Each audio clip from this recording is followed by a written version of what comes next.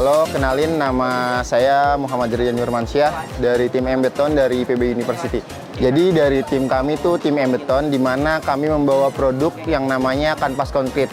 Di mana kanvas konkrit ini kita buat dengan substitusi wol domba lokal dari limbah wol domba yang ada di Indonesia. Untuk pengaplikasian dari kanvas konkrit ini sendiri, biasanya di lapangan digunakan untuk stabilisasi tanah, stabilisasi lereng, terus untuk lining konkrit sebagai pelapis struktural sebelum pembuatan jalan. Kemudian bisa juga dipakai buat pembuatan saluran irigasi juga, buat pengaplikasian di lapangannya. Untuk proses pembuatannya ini sendiri, dari mulai kita penjahitan pembuatan wol dombanya, karena kan tadinya dari bulu domba biasa kan, itu sekitar 4 bulan. Karena kita harus menjahit dulu wol domba, kemudian kita aplikasikan ke dalam si kanvas konkrit ini sendiri. Untuk harapan kedepannya, karena benton kanvas ini sendiri belum pernah dan diproduksi di Indonesia, harapannya dari tim kita sendiri bisa memproduksi, bisa memfabrikasi si beton kanvas ini, supaya dari beton Indonesia juga punya beton kanvas dari hasil anak Indonesia sendiri, nggak dari impor seperti itu.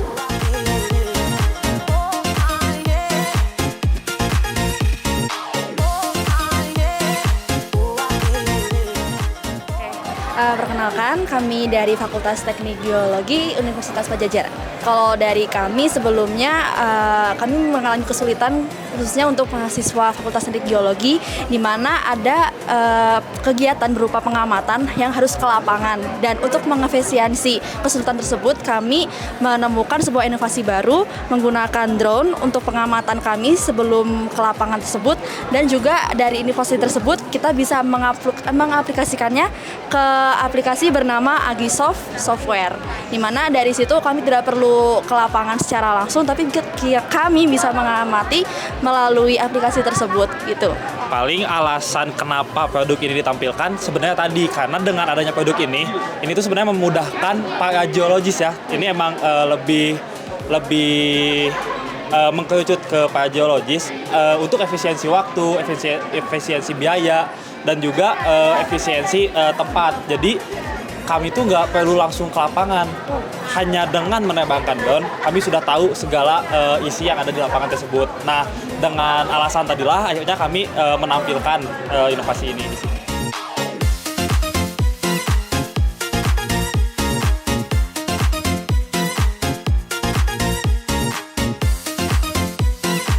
Semuanya, perkenalkan saya Sayu Margareta dan ini adalah teman saya yaitu Ken Nathanael, kami dari Universitas Surabaya. Jadi sebelumnya ada anggota keluarga saya yang memang terkena penyakit jantung dan juga ada anggota kami tentunya yang lagi memasak di sana itu juga ada pamannya yang terkena penyakit jantung gitu. Akhirnya kami pun ingin mengulik lebih dalam tentang penyakit ini dan ya ternyata setelah memang mengalami penyakit jantung itu kan tidak boleh makan sembarangan, harus mengurangi garam dan lain sebagainya. Jadi akhirnya makanan mereka pun jadi lebih hambar dan jadi kurang nih nafsu makannya gitu. Makanya kami pun lagi berusaha untuk mencari nih bumbu marinasi apa yang bisa buat makanan mereka tuh jadi lebih enak tapi tetap sehat. Jadi nggak mengganggu penyakit mereka gitu. Makanya terus muncul Extra Kick Dry Rub ini.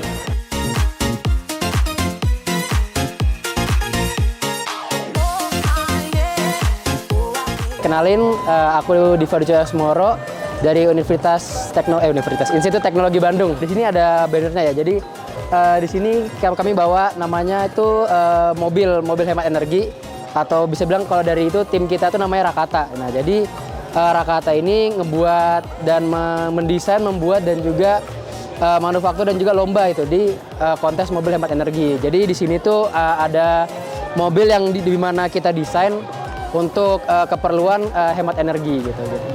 Mungkin untuk manufaktur mungkin sekitar 5 bulan ya. Tapi untuk riset dan lain-lainnya itu mungkin sekitar 1 tahun sampai 2 tahun gitu.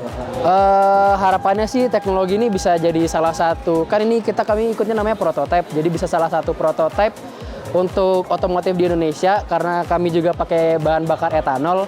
Mungkin bisa jadi salah satu prototype mesin buat motor-motor di Indonesia dengan bahan bakar etanol gitu bisa dibilang.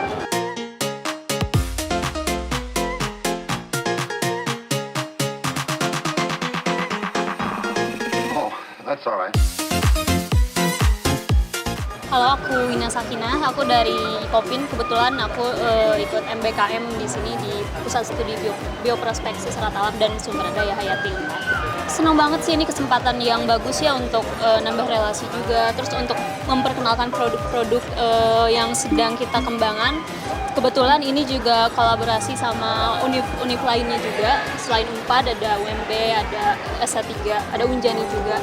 Jadi emang kesempatan yang bagus untuk saya juga sih. Karena memang yang pertama ini yang sedang dikembangkan terakhir ya. Selain itu juga saat ini saya itu memang prospeknya ke bisnis kan.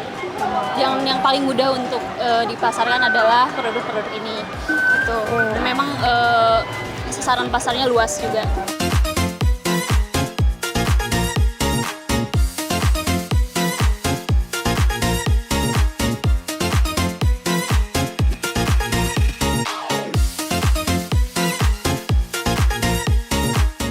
Izin perkenalan diri, nama saya Sirojul Qori dari Institut Teknologi PLN. Kami semua satu tim, kebanyakan dari S1 Teknik Elektro.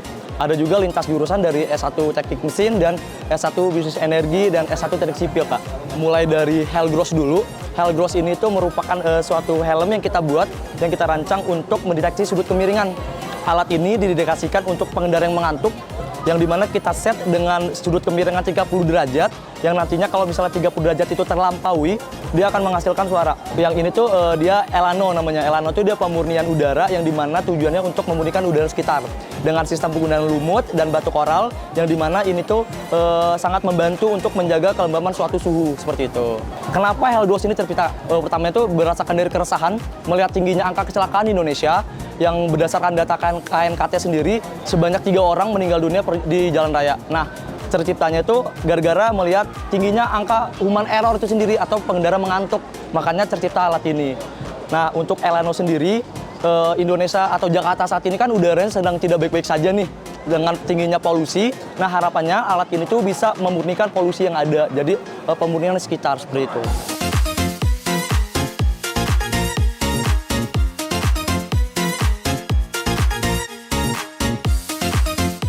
Nama aku Handi dari Fakultas Teknik Mesin Dirgantara. Kebetulan kita dari unit kegiatan mahasiswa Aksantara. Jadi kebetulan kita tuh dari unit kegiatan mahasiswa yang berfokus ke riset UAV gitu ya. Jadi kita kayak bikin UAV yang sesuai dengan misi tertentu, terus bikin teknologi development yang mendukung UAV tersebut juga. Gitu. Kebetulan karena kebutuhan industri juga ya. Kebetulan kita ini bikin fixed wing namanya. Itu tuh buat mapping. Terus kita juga ada yang ini tuh kita bikin buat ngedrop barang gitu. Misal kalau ada bencana alam tertentu, kita bisa gunain ini buat ngantar barang. Kalau untuk lamanya mungkin kita bikin dari kurang lebih 6 bulan sampai setahunan gitu lah, Kak. Cuman misal kalau kita ada teknologi development yang kayak gini juga tuh kayak itu berkelanjutan gitu, Kak. Jadi kayak ada perkembangan tiap tahunnya gitu. Harapannya untuk Indonesia mungkin Indonesia bisa jadi industri UAV yang mungkin bersaing di bukan kelas nasional aja, yang kalau kita mungkin bisa di kelas internasional juga.